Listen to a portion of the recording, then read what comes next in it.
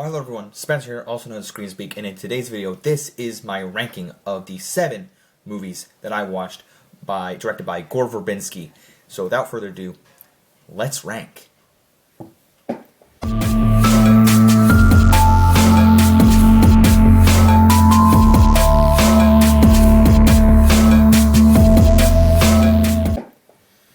Alright guys, so like I said, these are the 7 movies that I watched leading up to the new movie, Have Fun, Good Luck, Have Fun, Don't Die. They said it wrong in the movie, didn't they?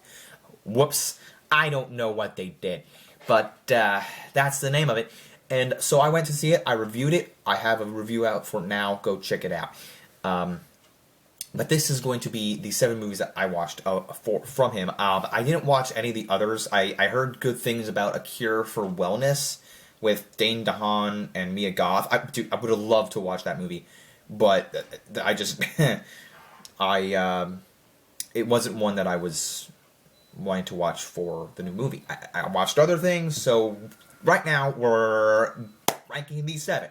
Kicking things off with number 7 is The Ring. Now, taking a look at this poster here, guys, this is pretty cool. Okay, we have, like, her face screaming in the title of The Ring text.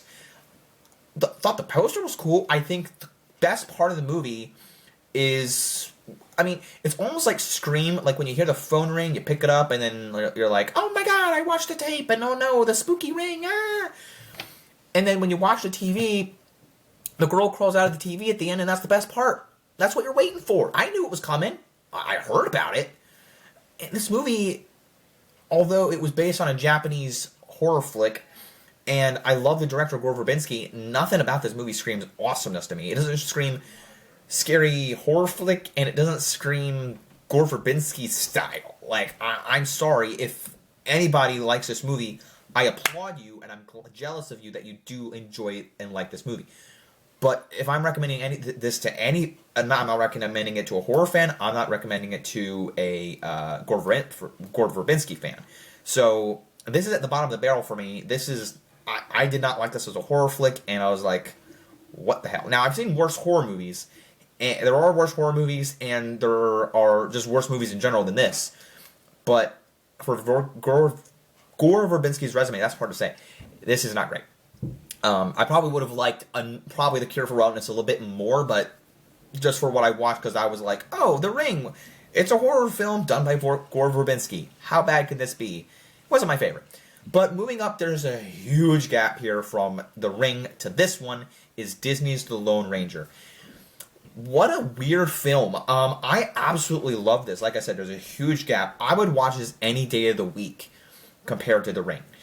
I never grew up with the show. I never grew up with the show, and I thought this was tons of fun. I actually knew about the finale, like the William Tell Overture, before going into this. And this movie is a blast. This movie is a literal blast. And I don't know, like, what people are smoking to say this is bad. Like, I have listened/watched some, what is it called? What are they called? Video essays about this movie. And I'm like, I don't know, it's a fun blast. I love the Western feel. You know, that goes back, it harkens to another movie on this list, but I love the Western feel. I love Armie Hammer. It's canceled now, but I love Armie Hammer. I love Johnny Depp in this role. And, you know, there's other great cast members. I love this Western. And it's off Disney Plus, so I had to watch it another way. But it's like, oh my god, it's a Disney movie that's not on Disney Plus, and I love it. So, unfortunate. Love this as a Western. It's their number 6. Number 5 is Good Luck, Have Fun, Don't Die, the newest movie by Gore Verbinski. And this is like, I already reviewed it, but this is like my version of my enjoyment of The Running Man from last year. So good, and it came out in February. Who knew that we would have 3 awesome movies in the first 2 months of 2026? That is saying something for this year of movies. I have discussed this movie in my spoiler review. It's a great, so I'm not going to talk about it ad nauseum, but it's a great can't even speak words. It's a great story to delve into the usage of AI, and touches on that, and it touches on usage of technology and how we use it in our day-to-day lives and the dangers of it. It's just like, again, it's a fascinating movie. It's off the walls bonkers, and if you like that sort of stuff, you'll probably like this movie. But if you're not, again, like everything ever all at once type of bonkers, you probably won't enjoy it. But for there, it comes in at number 5. Number 4, we're kicking things off with the Pirates trilogy. We're going with The Curse of the Black Pearl. Now, I don't remember at all talking about the Pirates movies on my channel, but actually, yeah, I did on my the one video that I actually don't like. That's another story for another time. Curse of the Black Pearl is, the first original classic one that I feel like that the Pirates are like the Spider-Verse trilogy. You get the first contained movie, all right, it's cool. Well, that was fun. We got to do more. So they did more. But how do I feel with this one? I think, again, like I said, it's the classic one, but there's more development with this franchise, so I had to put this one in this spot. And number 4, I love the effects. I love the curse effects pretty much, and everyone does a great job in their roles. Orlando Bloom, I don't even know if this is his first role, but Johnny Depp is great as ever. He's just a charismatic, witty guy. I love the gestures that he does, and all 3 of these movies, or all 5 of these movies, I guess, but 3 by Gore Verbinski I have on this list is what I was trying to say, but Barbossa's great as well. And Elizabeth Swann. Barbossa's a great villain. And he's great what he does in the rest of them.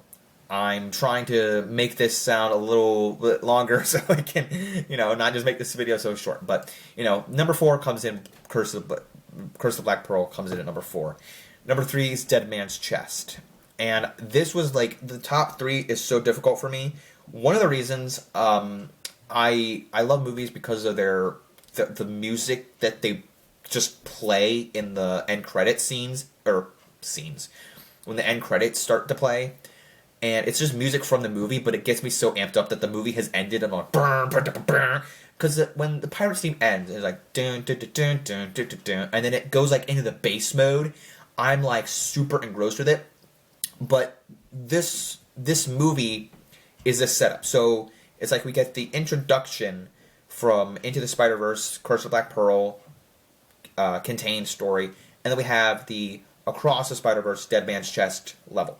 And then we're getting the finale. So this is part 1. So when Jack leaves, gets taken by the Kraken, that is where Miles Morales is taken. And the team has to go after him. We see them join Calypso, the Pirates have to join, Barbossa comes in. So there's a lot of stuff that's similar. And I never thought about it until I was watching this trilogy again.